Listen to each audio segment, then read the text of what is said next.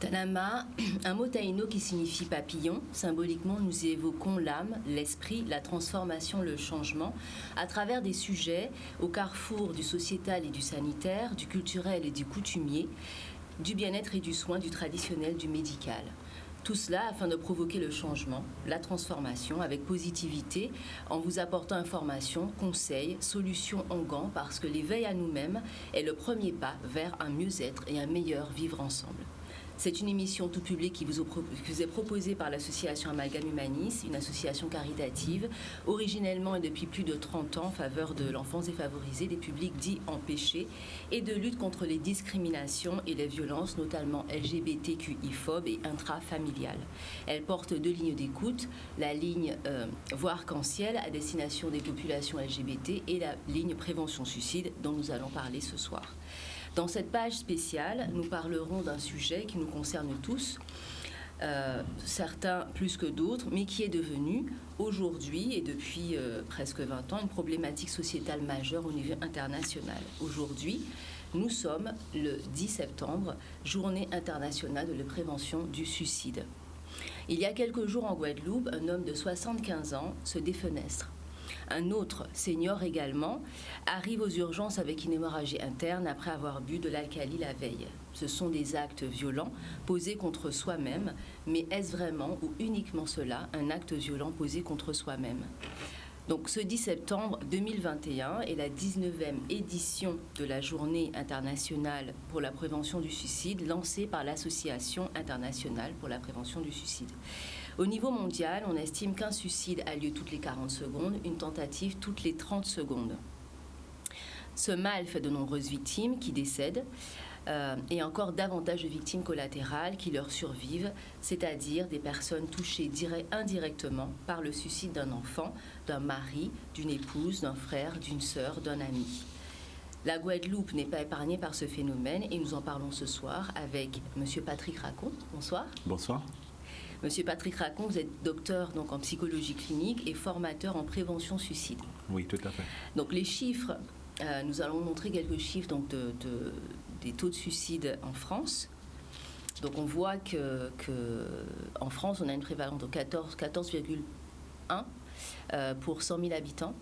Donc une estimation de 9 000 cas, principalement donc... on a des suicides par pendaison, arme à feu ou utilisation de médicaments. Et a priori, vous allez pouvoir commenter les chiffres, la classe d'âge la plus touchée sont les 40-54 ans dans l'Hexagone. Et les hommes. Donc ça, c'est quand même un fait important à relever, en sachant que le suicide est aussi un phénomène quand même social qui touche principalement les zones urbanisées et on va dire ce qu'on appelle la société, c'est un phénomène de société, justement. L'ORSAC donc, nous a fourni quelques chiffres. En 2020, près de 99 000 passages aux urgences ont été enregistrés par le réseau Oscours, qui est donc l'organisation de la surveillance coordonnée des urgences, parmi lesquels 276 passages concernaient un geste suicidaire. Entre 2008 et 2017, 126 séjours hospitaliers pour tentative de suicide ont été enregistrés en moyenne chaque année en Guadeloupe chez des personnes résidant dans la région. Sur la période 2014-2016, 70 décès par suicide ont été répertoriés en Guadeloupe, soit environ 23 en moyenne par an. Donc la part des décès par suicide représente 0,7% de l'ensemble des décès, toutes causes confondues en Guadeloupe. La répartition des décès par suicide pour la classe d'âge concernerait a priori les 55-64 ans jusqu'en 2016, entre 2014 et 2016. Et enfin, on aurait donc l'évolution du taux de mortalité par suicide standardisé par âge. Entre 2002 et 2016, on voit quand même qu'il y a une légère décroissance, on va dire. Donc ça, ce sont les chiffres officiels des études qui ont été menées par l'ORSAC. On remercie d'ailleurs de nous avoir transmis ce petit dossier. Alors, monsieur Racon, qu'est-ce que vous pensez de ces chiffres ? Oui, c'est vrai que le suicide concerne toute la population, hein, c'est-à-dire en fin de compte, les chiffres nous montrent que les populations les plus concernées sont les 40-50 ans, mais ainsi le suicide concerne aussi la personne âgée. Et je crois aussi les adolescents aussi ont subi un lourd tribut par rapport un petit peu à cette problématique-là. Alors, c'est vrai que les études se sont arrêtées en 2014-2016, mais c'est vrai que concernant un petit peu les études, l'enquête en santé mentale qui a été réalisée en 2014 avec l'OMS, effectivement, nous avons quand même, sur le risque suicidaire en Guadeloupe, nous avons quand même 9% qui concernent les adolescents et les jeunes adultes. Ça veut dire des personnes qui sont vulnérables et qui pourraient passer à l'acte. Donc cette population-là, effectivement, c'est une population qui est très, très, très importante et on peut savoir aussi, on peut noter que le suicide concerne la deuxième cause de mortalité après des accidents de la route. Donc c'est vraiment, comme vous disiez, un problème qui est très, très, très important et qui a concerné la population depuis très tôt, puisque depuis très tôt, on observe des suicides en Guadeloupe. Par contre, le fait qu'il n'y a pas d'études épidémiologiques pour la représentation, pour savoir un petit peu quels sont les chiffres, ce qui fait que justement les structures à mettre en place pour leur prise en charge devient un peu compliqué et difficile. Donc vous me disiez hors antenne que finalement c'était la problématique. Bon, peut-être que c'est aussi un phénomène culturel, hein, je pense qu'on a beaucoup de mal aussi à appréhender la question psychologique, enfin tout ce qui peut toucher à l'âme ou à l'esprit. Chez nous, on va soigner le corps, mais on a du mal à soigner l'esprit. Est-ce que, donc vous disiez que le manque d'études, en fait, ne nous permettait pas donc d'avoir une vraie prise en charge et que finalement, les maux les plus soignés, les maladies les plus soignées étaient donc l'hypertension, le diabète et l'obésité. Oui, tout à fait. Ce que je crois qui est très important aujourd'hui, et c'est vrai que nous n'allons pas attendre les chiffres pour pouvoir porter des réponses à ce fléau qui me semble toucher, comme je disais, l'adolescence et quand même la jeunesse, c'est quand même population de la société, hein, donc on ne va pas attendre les chiffres, mais je crois que fortement, il faut vraiment qu'on s'y penche sérieusement sur une véritable étude, hein, de cette étude-là, pour avoir des chiffres, pour avoir une représentation de cette situation, ce qui permettra par la suite de pouvoir engranger un peu des structures qui permettent de soigner. Alors, actuellement, c'est vrai que cette population-là est prise en charge parmi les tout-venants dans les centres médico-psychologiques, chez le médecin traitant qui est quand même un maillon clé de cette situation-là. Mais il n'y a pas de structure spécialisée comme on peut le retrouver, comme le centre Abadi à Bordeaux et dans d'autres structures, des centres qui s'occupent vraiment de cette problématique-là. Donc la journée mondiale du suicide, je pense que c'est une journée assez importante et qui permettrait de faire le point sur cette situation-là et de sensibiliser les gens et de pouvoir dire que finalement, il faut soigner le corps, mais il faut soigner aussi toute la partie psychique. Hein, et c'est vrai que sur notre département, il y a quand même des structures qui permettent d'accéder à ces soins. Alors, tout à l'heure aussi, vous parliez de la population les populations les plus touchées, et notamment les hommes. C'est vrai que le suicide, effectivement, on dirait rapidement que c'est une affaire d'hommes, et la tendance de suicide, c'est une affaire de femmes. On compte à peu près, sur le plan national, 11 000 suicides, décès par suicide, et 160 000 tentatives de suicide. Donc, on voit bien que la tentative de suicide va concerner 10 fois plus que le suicide chez les hommes. Alors pourquoi les hommes se suicident davantage que les femmes? Peut-être probablement plusieurs raisons. La première raison, c'est que finalement, les moyens utilisés sont les moyens les plus létaux, c'est-à-dire les moyens qui conduisent à la mort. Donc on va les pendaisons, l'arme à feu, alors que peut-être que dans la population féminine, on a quand même un geste suicidaire qui est fait beaucoup sur le plan avec les médicaments, et d'autre part peut-être une sensibilisation davantage, un désir de se faire accompagner, d'aller vers les CMP, faire des prises en charge, faire des psychothérapies, qui peut-être chez les hommes est beaucoup moins spontané. Je dirais ça un peu comme ça. Je pense que ces deux raisons-là sont des raisons quand même. Est-ce que, peut-être on va y revenir tout à l'heure, mais la question peut-être de la vulnérabilité aussi, parce que est-ce qu'on peut considérer que c'est aussi un moment de vulnérabilité, on passe à l'acte. Mais avant d'aller un peu plus au fond des choses. Allons contre les idées reçues. On va faire un petit quiz, donc un petit quiz que vous proposez justement dans la formation pour la prévention suicide. Donc vous allez répondre par vrai ou faux, pour faire plus simple. Donc avant de passer à l'acte, les personnes suicidaires ne montrent aucun signe de leur intention à leur entourage. Vrai ou faux? C'est faux. C'est faux parce que finalement, il n'y a pas véritablement de signaux qui permettent de dire que c'est un signal pour le suicide. Hein. C'est-à-dire, en fin de compte, lorsque nous rencontrons les familles des personnes qui ont fait un acte accompli, le suicide, ou qui fait une tentative de suicide, on se rend compte dans la discussion, dans l'entretien, on a beaucoup d'éléments qui nous permettent de dire qu'il y avait des signaux, mais qui n'ont pas été vus au moment. Par exemple, toute modification du comportement, tout désintérêt à des activités qu'on aimait beaucoup, des excès de colère, une baisse de l'élan vital, des intérêts pour le sport, des choses comme ça. Ce sont des signaux qui ne sont pas des signaux qui disent qu'il y a un passage suicidaire qui va se faire, mais c'est quand même des signaux de vulnérabilité, comme vous disiez. Et ça, ces signaux-là, je pense qu'ils sont repérables, puisque dans l'après-cours, lorsque nous entamons ce qu'on peut appeler l'autopsie psychologique, on essaie un petit peu, lors des témoignages avec la famille, de refaire le parcours un peu de cette personne qui a posé un acte douloureux. On se rend compte très bien que et les familles nous ramènent beaucoup de signaux, beaucoup d'éléments, que ce soit des signaux sur le plan verbal, des signaux émotionnels au niveau de la pensée.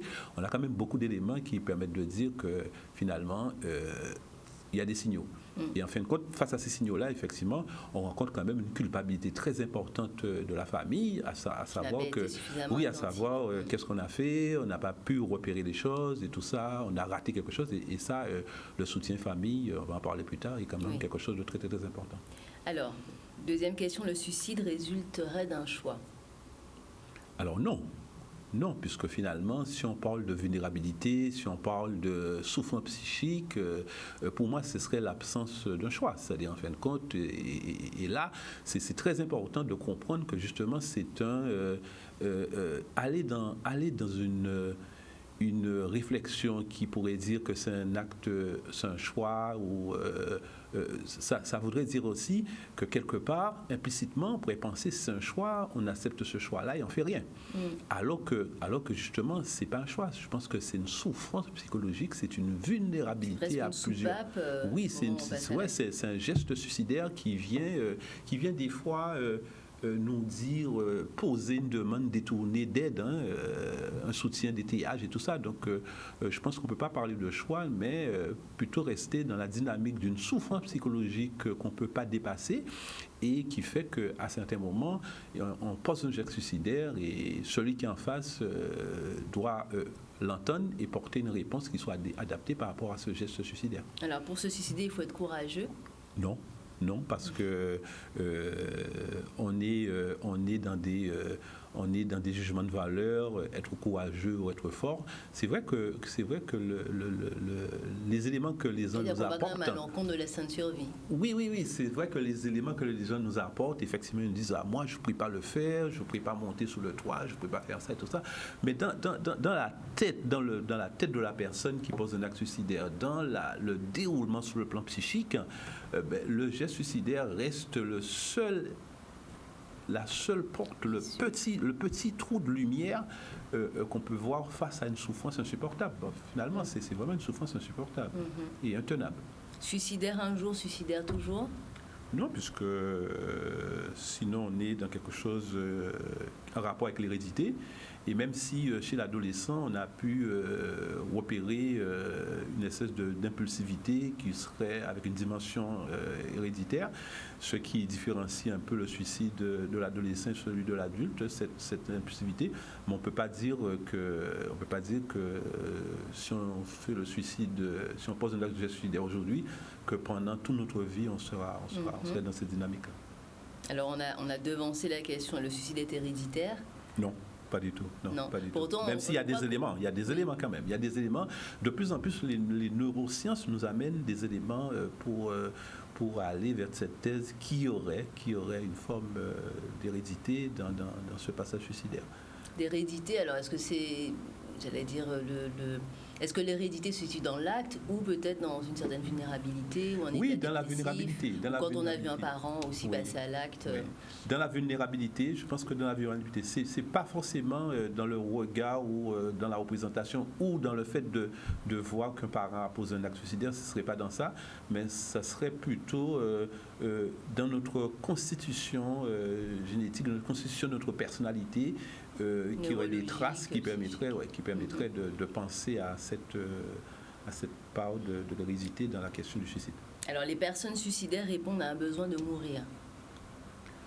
Pas forcément, parce que la clinique de la psychologie et puis à l'écoute des adolescents suicidaires, en particulier les adolescents, ce qu'on retient du discours, c'est que j'ai envie de mourir. Mais quand ils nous disent j'ai envie de mourir, on peut entendre aussi que j'ai envie que cette souffrance s'arrête.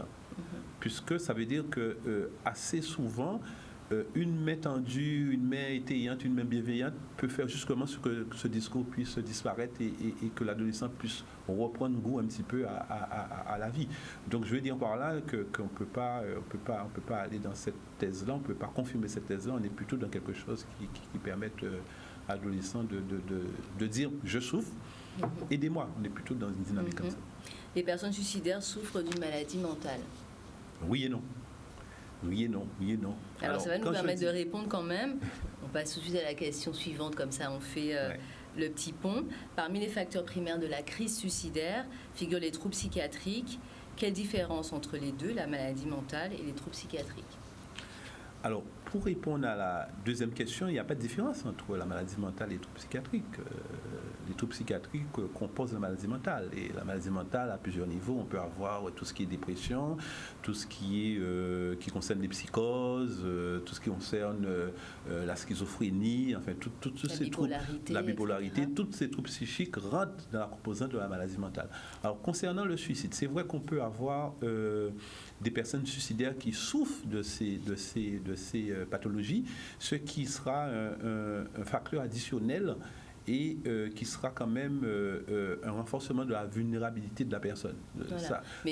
Mais aussi, on trouve aussi des personnes qui ne souffrent pas de maladie mentale et qui passent à l'acte, et notamment les adolescents, dans leur bouleversement psychique, dans leur recherche de repères et tout ça, peut passer à l'acte sans pour cela avoir une maladie mentale. Parce que l'adolescence est une période quand même extrêmement fragilisante. Oui, fragilisante, difficile, où ce qu'on appelle, où peut se construire ce qu'on appelle les psychopathologies light, c'est-à-dire des psychopathologies qui sont là, prêts à être éclore, mais qui ne sont pas, parce qu'en fin de compte, on n'est pas dans une dynamique, une organisation psychotique. Alors, pour revenir un petit peu à la maladie mentale, même si cette difficulté n'est pas, on ne peut pas considérer le suicide comme une maladie mentale, mais plutôt comme une crise qui allie l'aspect psychologique, l'aspect psychique et l'aspect social.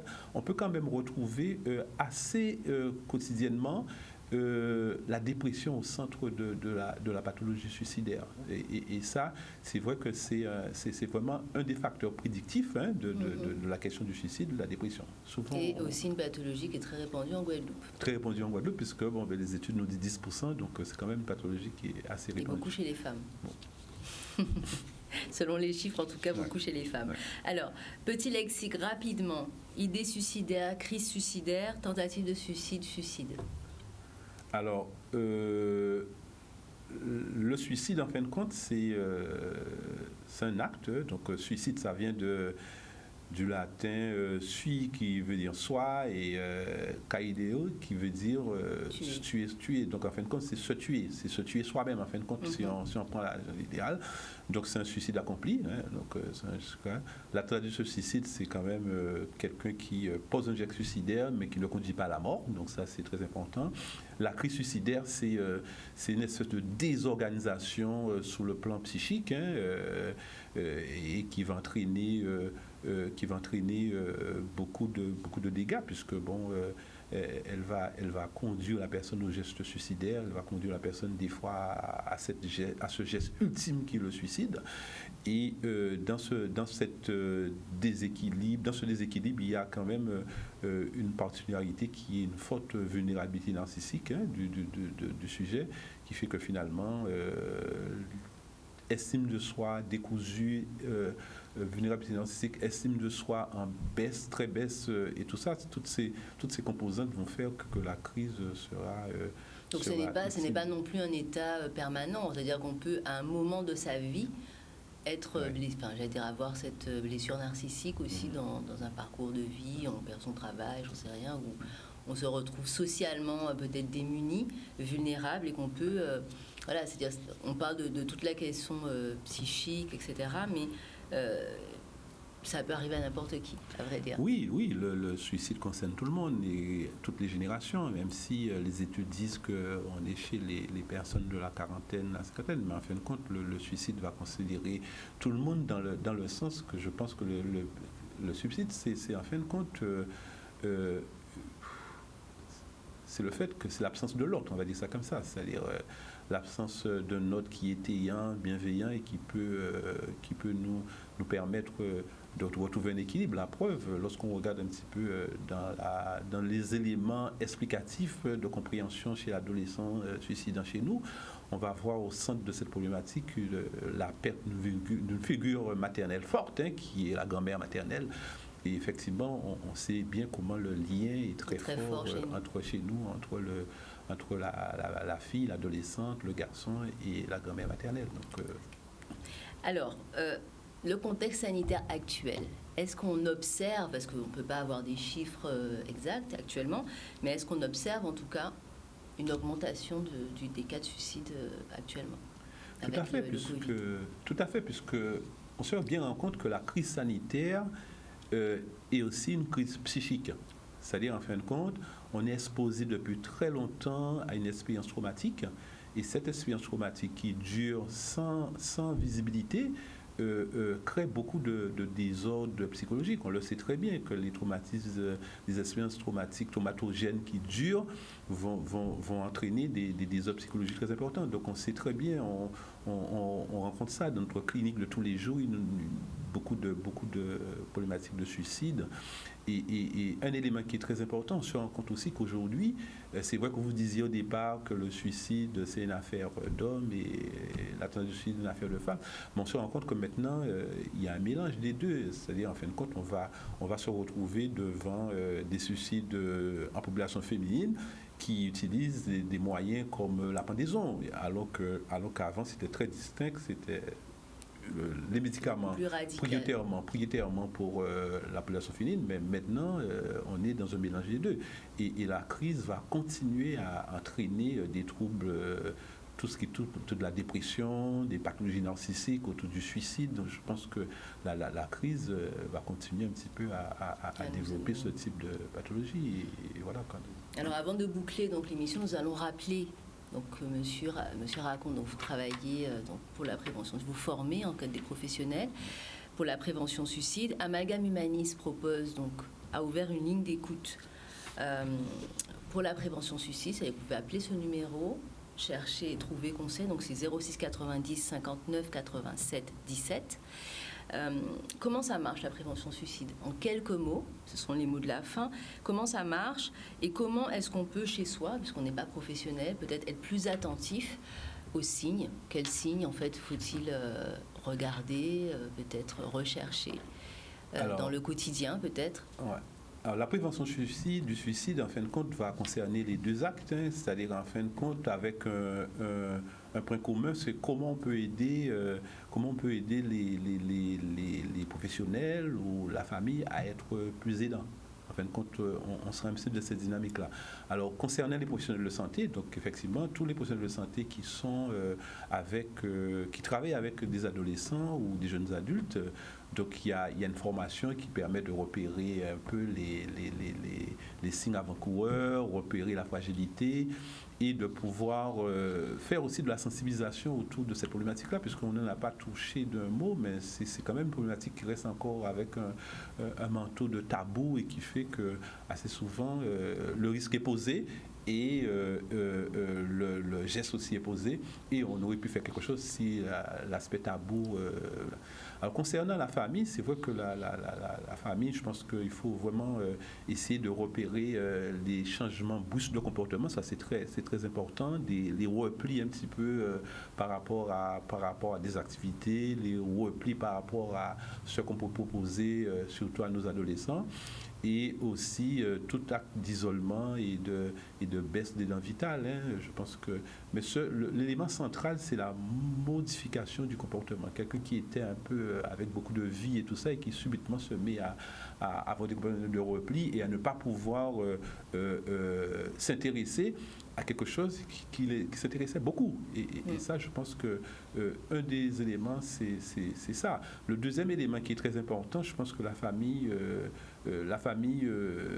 se culpabilise, ce qui, à mon avis, naturel, c'est important puisqu'on a quand même une perte ou un geste suicidaire, mais ce qui est très important, c'est que nous, en tant que professionnels, mais en tant qu'aussi les membres de la famille, qu'on puisse accueillir ces personnes-là dans ce geste fort et qui est un geste qui est presque, le suicide de l'adolescent, c'est presque un scandale, quoi.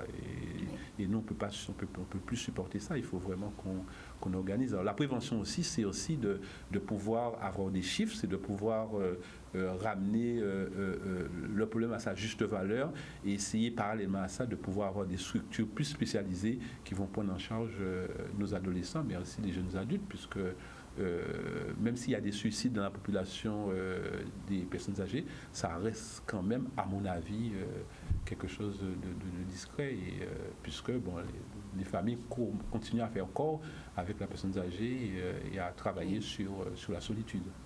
Donc, merci Monsieur Racon. Merci beaucoup à vous. Donc, les mots de la fin, on dira simplement d'abord qu'effectivement nos personnes âgées sont entourées, mais visiblement les jeunes sont beaucoup moins.